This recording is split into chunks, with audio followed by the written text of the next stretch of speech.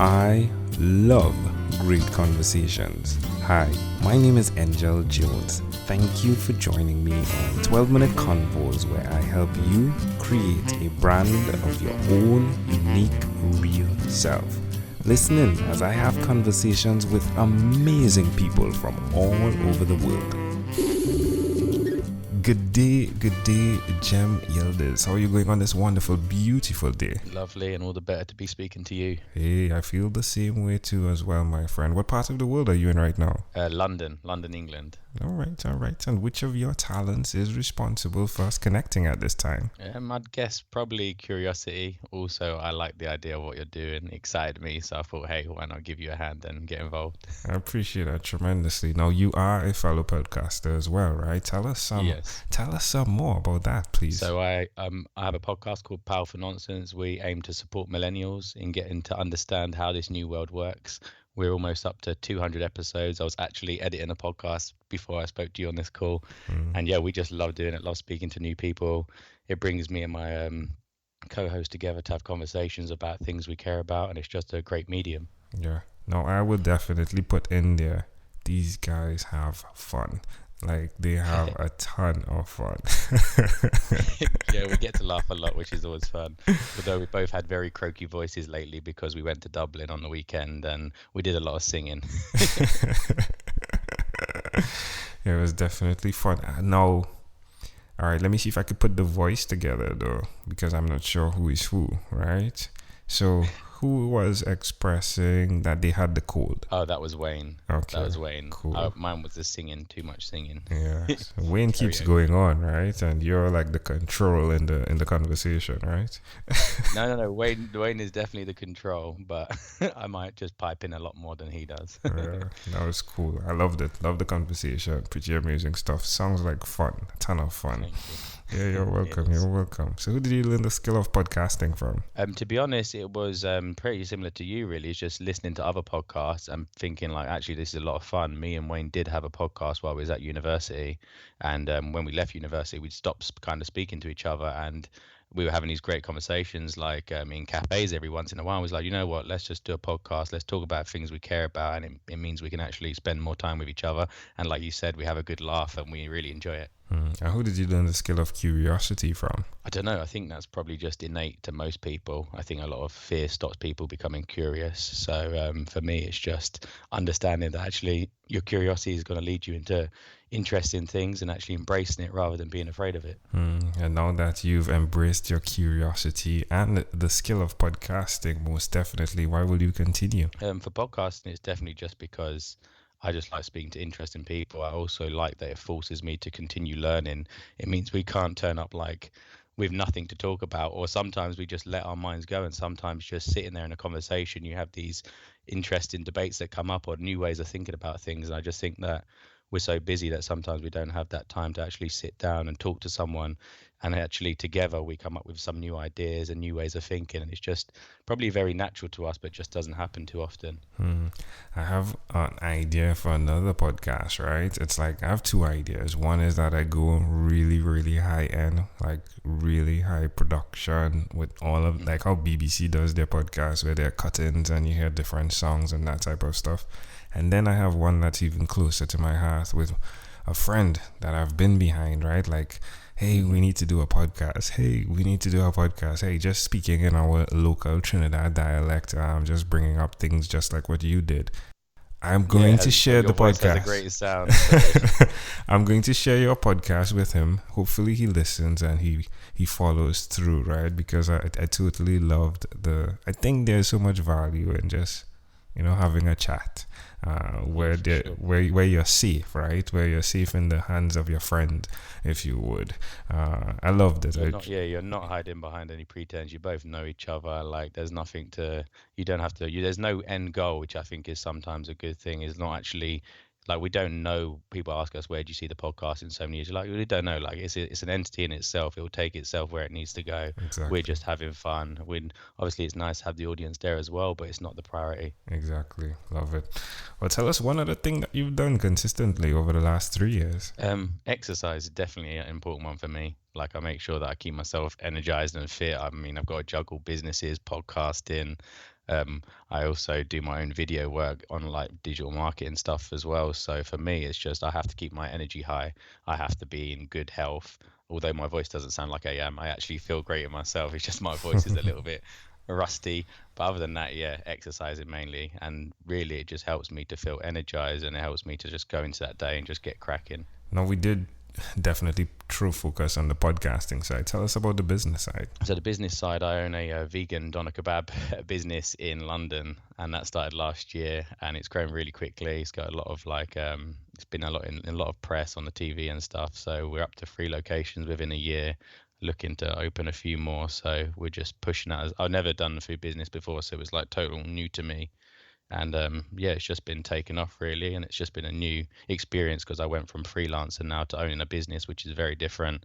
And like you hear all the time, your job is now just to put out fires every single day. I wake up and there's problems. So, but I love it. I love it. It's a new challenge. It's fun. It's that curiosity of, okay, what's going to happen next? And I like kind of each day you've got some like tasks to overcome, and then at the end of the day you feel fulfilled because you got through it, and then you're waiting for the rest the next day. Well, congratulations. Now it sounds as though you found the gem. It is a gem for now. Who knows? There might be struggles in the future, but for now it's working. So that's great. That's great.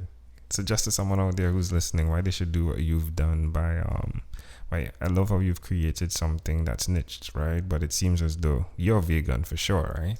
So it's an extension of who you are, yeah? Exactly. Yeah, suggest to someone listening why they should do that. In terms of starting a business or a podcast or anything around something like that? I think it's actually like, I think the thread runs through everything, right? The podcast and the business. It's like you're doing things that are an extension of who you are. Yeah, I think that's true. I think really it's just kind of, firstly is knowing who you are, and then you'll see, because people are drawn to things they know is part of their character. It's just whether you can find like in some ways like a viable model to making it sustainable.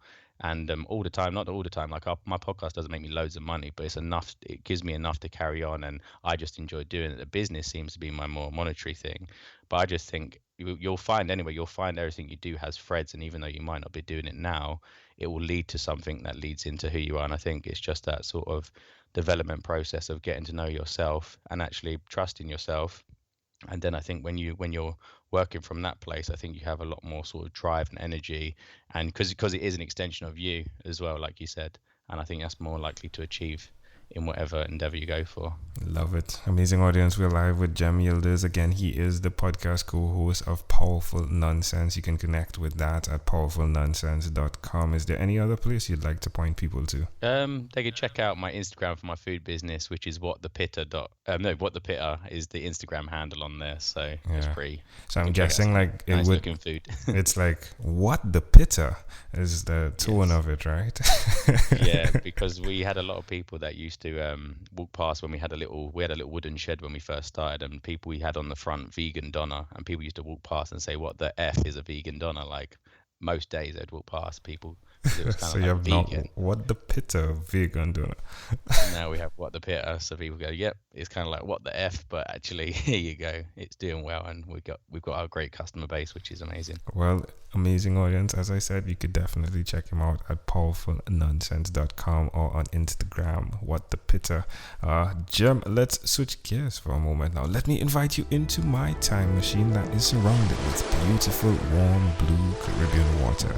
Cem, what is your earliest childhood memory? I had to think back to this one when I read your questions, and first I had one where I remember sitting in my back garden and lots of ants climbing up my trousers and stuff because I was sitting on an ant's nest. But then the other one I remember, which was a bit earlier than that, was I remember being in nursery, and I think this guy was picking on me, and then this other kid who was like known as the bully, he just come like running over and then just like threw this kid on the floor. And I remember this bully actually like protecting me. And that was like one of my earliest memories for some reason. Wow. So you're in nursery. How old do you think you were? I don't know. It must have been, I don't know how old you are when you go to nursery, maybe 4 or 5 or something. I don't even know. Why do you think this memory is so clear? And how do you see it connecting to who you are today? I'm not too sure, but it could kind of be along the lines of, I guess, I mean, someone might look to you as a bully on the outside, but I guess they always have a different side of them. There must have been something that day that kind of wanted him to protect somebody else who was also being bullied. So I guess in some ways, I always see that I try not to judge anybody. If I don't try to see if people do something bad, I don't judge them and hold that against them. I think there's always different sides to people's personalities, and I do think you have to have that sort of connection that you can actually see the good in everybody, and I think that's something I try to always do, and that's why I have a conversation with you as a stranger, because actually I know there's good in everybody. Love it. I would go to just extend what you just said there. Just playing on your name, like there is a gem in everyone. True. It's very true. Well, if we fast forward to when you were 12 years old, what was your favorite song? This one's a tough one, but I was actually thinking about, I remember the 2 tapes I first bought. They were my first 2 music tapes I ever bought, and one was Bumfunk MC. And the other one was Gravel Pit by Wu-Tang Clan. And they were the first two music tapes I bought myself, and I loved buying them growing up. And it's crazy, they were in the little tape boxes that like proper old, just makes me sound really old, but I remember them being the first 2 things I ever bought.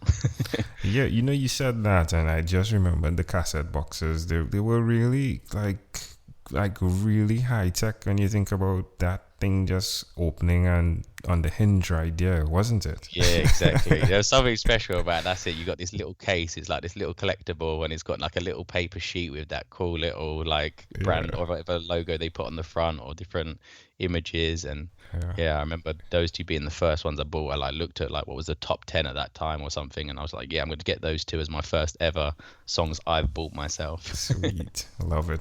Oh, love it. Well, your name keeps playing, right? Like your focus on gems, the gemming individuals. I just love it. I love it. Well, Jim, we've arrived at our destination, but before we get off of this time machine, there is a small declaration form. So it's yes or no, possibly a bit more. We're going to move pretty quickly here. Are you ready, Jem? Let's do it. Jem, have you chosen someone to pass on your skills to? No, not yet, but I hope my podcast is passing on some of my learnings. Are you married? Not yet. Do you have children? Not yet. Do you believe in God? Not in the God form that most people probably think of. Do you have an inner circle of friends? Yes. Do you watch TV for more than 3 hours a day? No. How about 3 hours a week? No. What about screen time, the phone and the computer? Is it more than 8 or less than 8 hours a day? More than 8, probably. Jem, if you had to share with us your own unique real statement, a statement that represents who Cem Yildiz is, what would you say that is? I just think trust people and actually see the good in people. For me, I think that's ultimately what more people need to do. We can't like judge people too quickly.